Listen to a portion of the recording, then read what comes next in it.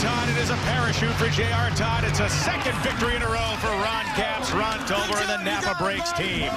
Well, it feels good. You know, it's been a rough start to the season, and for our standards, we're used to winning, and it had been 9 races since we won our last NHRA race. So, you know, here we are in Atlanta. NAPA Auto Parts is my sponsor, and they're headquartered there in Atlanta. So you couldn't have asked for a better story to finally get our first win in the backyard of our major sponsor. And then we did it with a special car, the NAPA Brakes car, which was only a one-off car. They're making special die cast and collectibles.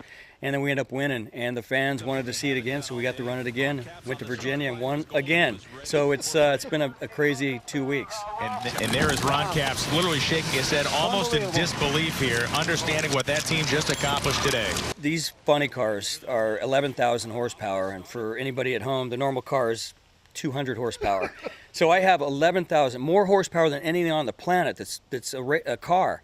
And they're fire-breathing dragons, and they're very unpredictable. And so anything can go wrong, and everything has to go right for you to win a race. Oh,